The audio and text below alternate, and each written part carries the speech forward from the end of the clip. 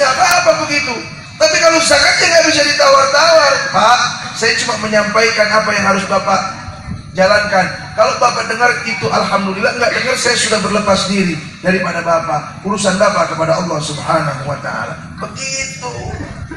Paham? Saya pernah ngawinin orang nih, dengerin. Saya pernah jadi saksi orang nikah. Ini anak berapa? Anak pertama.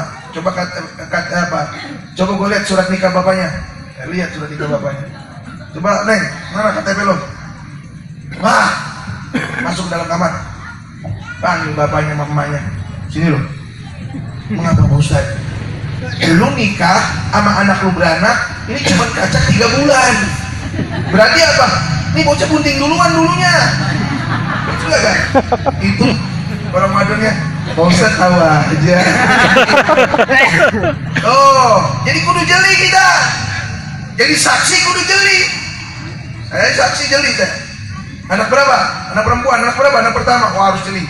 Kalau udah kedua ketiga nggak masalah dah. Kita seruduk ada juga. Tapi kalau anak perempuan, anak pertama, emaknya bapaknya masih pada muda, cek apa? Surat nikahnya. Yang kedua, cek tanggal kelahiran ini bocah. Ayo lo. Mana ada baru 3 bulan orang udah bisa diberanakin. Lalu kan nikah bulan Juni. Betul nggak?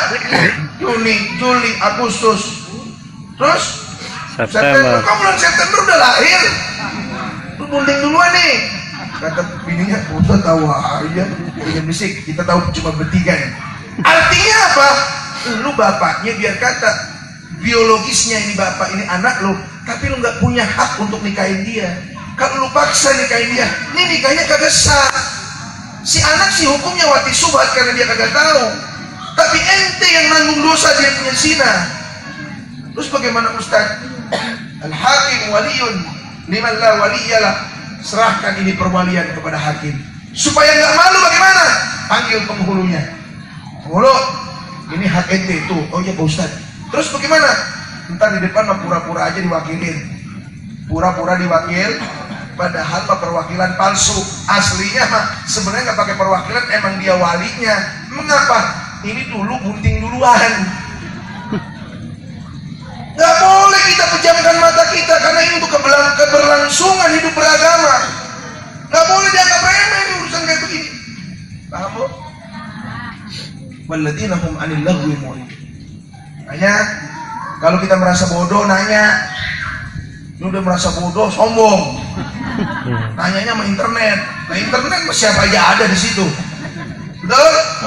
Nanyanya sama Ustaz, sama Kiai. Kurang puas, tanya lagi sama siapa kek. Jangan nanya sama saya, ribet diganggu. Yang lain deh, gede-gede itu. Terus ini. Walladzina hum lizzakati fa'ilun. Mereka orang-orang yang memegang kunci surga itu adalah orang-orang yang punya sifat dermawan. Apabila datang kewajiban zakat baginya, hartanya sudah terbilang cukup, banyak, Allah perintahkan mengeluarkan zakat, keluarkan. Artinya apa? Benar apa kata Nabi? Al-bakhil ba'id minallah, ba'id minan nas, ba'id minal jannah, gharib ilan nar. Orang pelit itu dijauhin Allah, dijauhin manusia, dijauhin surga, dideketinnya neraka. Mau begitu? Yang wajib kerjain tuh, kalau memang kita punya harta mencapai nisab, keluarkan zakat. Kalau mau lebih, jatuhnya sedekah. Jangan 2,5%, kasih sekalian 10%, lebih bagus. Betul? Ini udah 2,5% ditawar jadi 1%. Dikira komisi kali. Nggak boleh tawar-tawar. Walladzina hum lizzakati fa'ilun. Bu, masih terus ini. Terus. Kunci surga selanjutnya adalah walladzina hum li furujihim hafizun illa ala azwajihim aw ma malakat aymanuhum fa innahum ghairu malumin faman ibtagha wara'a dzalika fa ulaika humul adun. Allah. Yang memegang kunci surga itu adalah mereka, orang-orang yang menjaga syahwatnya, Oh, syahwat. Kehormatan manusia itu sebenarnya syahwat. Dia diberi kehormatan oleh Allah, manusia punya syahwat. Tetapi dia akan berubah menjadi sebuah kehinaan kalau dia tidak bisa menjaga syahwatnya. Jangan tidur wahai laki-laki kecuali tidur bareng istrimu. Jangan istri orang lo tidurin. Betul? Wahai para istri, jangan tidur kecuali kepada suamimu. Paham? Kalau suami orang lain boleh nggak ditidurin? Boleh, asal izin istrinya, kita jadi bini muda. Betul nggak? Boleh, asal jadi istrimu. Artinya apa? Hindari perzinahan. Innahu kana fahishatan wa sa'a sabil. Ya, wa sa'a sabila. Bu, zina itu sejelek-jeleknya jalan, tapi jalan yang paling potensial iblis menjerumuskan kita, yaitu lewat syahwat itu. Nih dengerin, Bu. Orang mungkin takut jadi pencuri, takut di penjara. Orang mungkin takut jadi pembunuh, betul nggak? Tapi kalau berzina, asal dia celana celinguk kanan kiri kosong juga dikerjain, Pak. Karena kenapa? Karena itu sifatnya tersembunyi dan nikmat. Padahal dosanya segede-gedenya dosa. Makanya ini tukang jajan suka sering lewat Perancis sama dadap. Siapa itu? Ya. Siapa, ada nggak? Pada jengir semua, aku ngomong dadap. Kemarin saya ceramah belum lama, ada 1 minggu ke dadap sono. Ya, emang daerah serem juga itu. Masya Allah. Bayangin ibu-ibu nih, ibu sering WhatsApp suaminya, ayah ada di mana? Ya nggak? Sherlock dong, Sherlock. Begitu di Sherlock, nggak tahu Sherlock bekas kemarin, ditepu. Video call. Begitu pun saya ajarin. Video call. Cari kantor kelurahan. Oh iya benar. Saya lagi namu di rumah orang. Lihat nomornya, nomor rumahnya. Oh iya benar. Tuh saya ajarin. Tapi jangan ajarin bini saya. Jadi jaga syahwat kita, kecuali kepada istri kita. Bab budak nggak perlu dibahas, karena bab budak dibahas kita salah persepsi lagi. Mana pembantu dibilang budak, sikat aja tuh pembantu. Jangan. Syahwat itu bahaya. Jangan kepada orang lain, sama anak aja kadang-kadang doyan. Lihat berita di televisi, seorang ayah menghamili anak kandungnya sendiri. Ada terjadi? Ada. Anak tirinya dan lain sebagainya. Masya Allah. Bu, makanya anak-anak perawan kita tidurnya jauhin dari bapaknya. Bener nggak boleh. Pisahkan kalau dia udah mulai remaja, pisahkan kamarnya. Kalau nggak punya kamar banyak, Ustaz bagaimana? Ya kita yang tuaan ngalah di ruang tamu. Udah kalau pengen bagaimana ya? Udah pagi-pagi daripada sekolah. Kawan aja. Iya. Ya maklum tinggal di perumahan klaster begini mah kan kamarnya cuma 2. Betul nggak? Iya pastilah kita nungguin anak pada sekolah sepi. Begitu kita mulai ngunci pintu ada tamu. Ustaz tahu aja, ya, saya ini punya perumahan juga Pak. Jadi bisnis sampingan saya itu, saya ini pengusaha klaster. Cuman daerah Pinang Cipondo. Jadi kalau mau cari rumah di sana hubungi saya. Murah kok, kisaran 600-700 juta. Lo teriak, di sini berapa duit? Ya, di sana ya tanah 72 meter, bangunan 54 meter, kita jual 700. Tapi berebut banyak. Yang beli orang Jakarta bukan orang Selatan.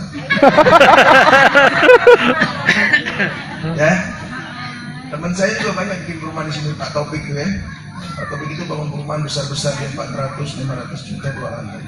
Ya, ada juga teman saya tuh di mana tuh? Di Kebonangka apa namanya itu? Ada perumahan Samawa. Samawa itu saya penasehatnya Pak Dery, dia developernya. Waktu peresmian saya yang bangun, ada 1.500 unit. Jadi ini Ustadz biar begini, ini buat pengusaha. Jangan diremehin.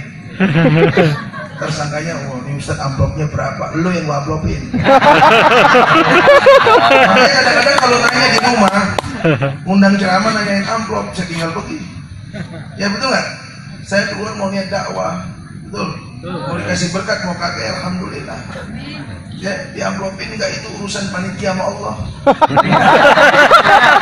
Iya, nggak dikasih saya nggak masalah. Dikasih ya ada supir, ada ya asisten, ada santri, ada pesantren. Kilokan kita, cuma seperak kita kumpulin aja. Malu, di rekeningnya juga banyak banget. Bukan apa, aku bukan takut sama orang, bini gue takut.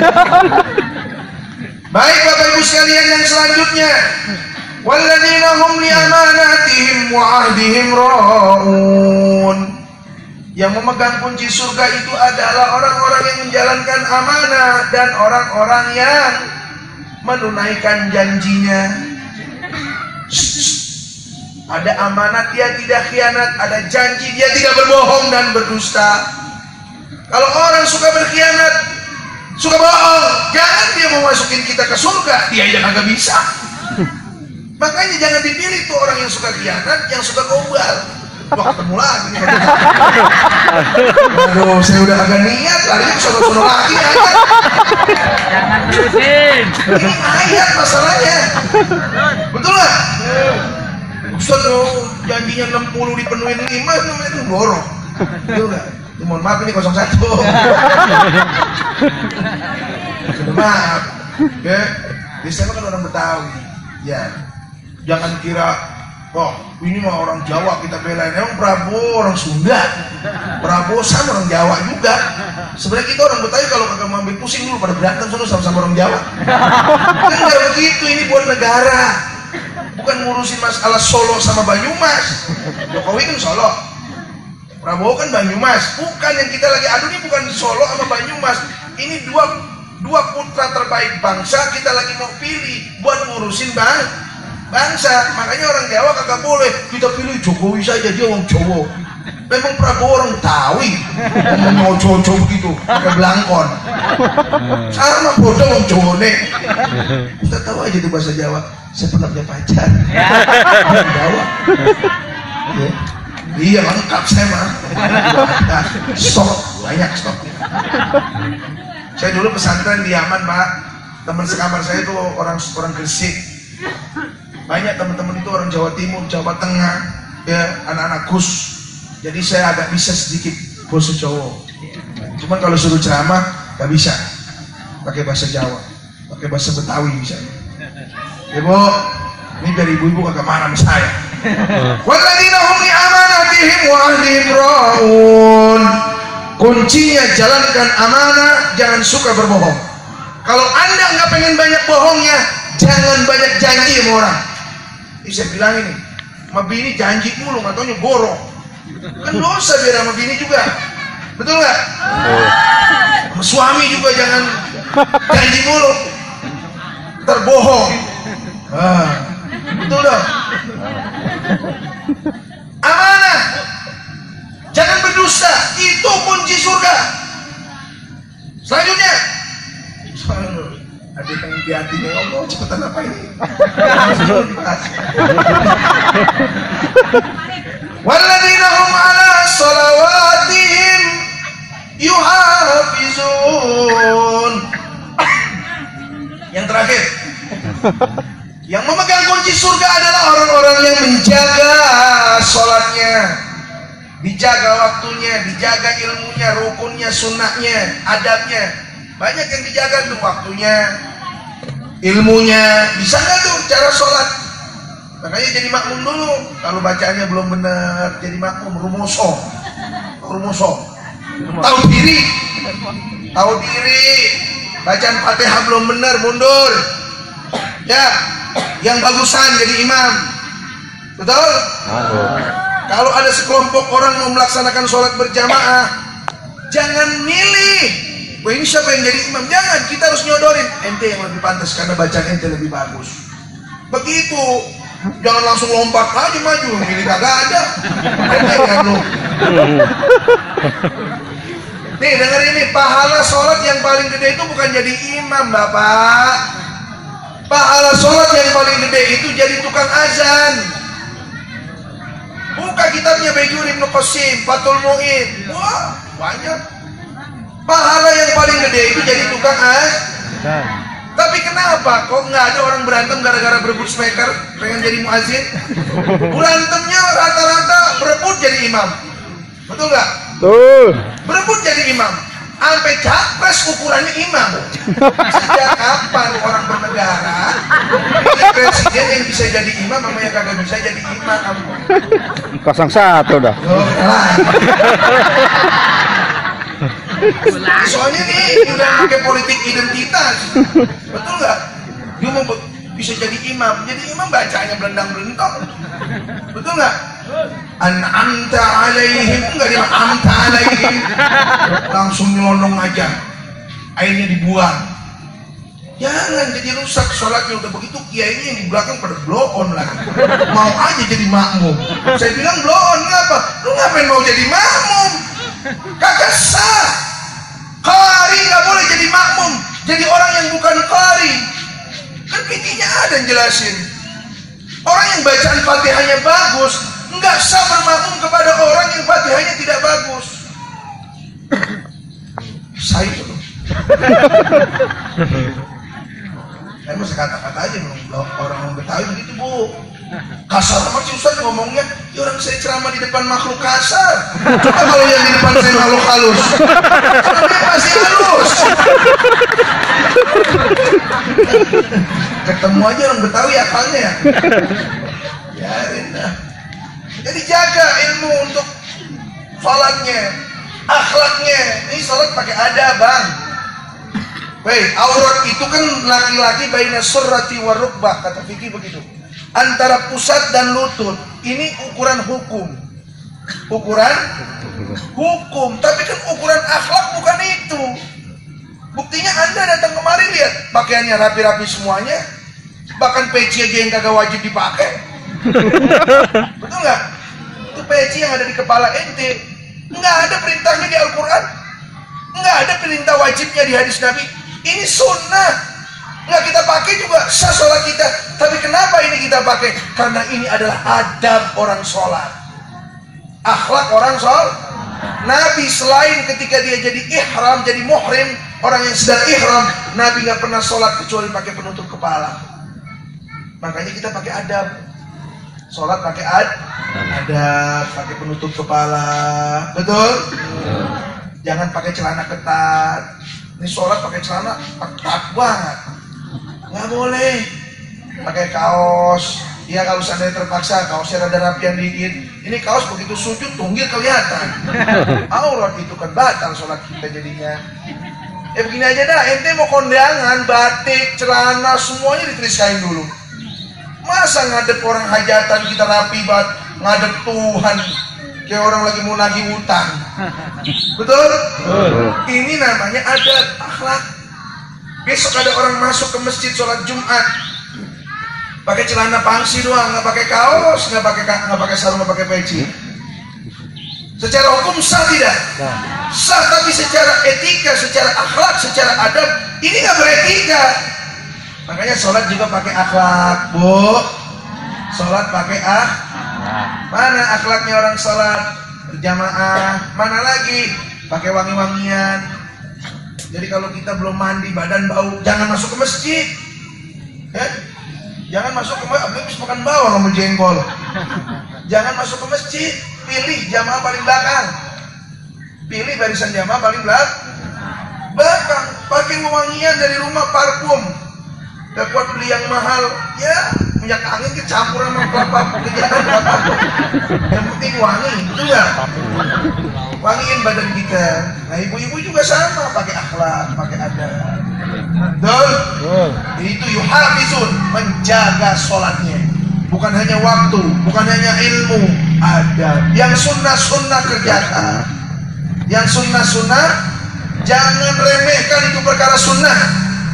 Ya. Siwak, tahu siwak? Beli siwak enggak?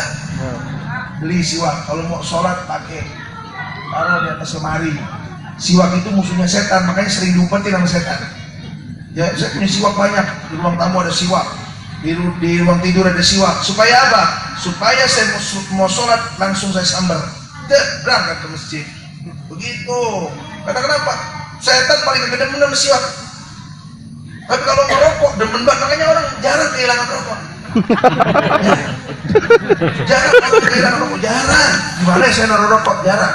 Tapi kalau kehilangan siwak sering. Ya, sebab rokok itu kita kayaknya nggak bisa hidup tanpa ngerokok.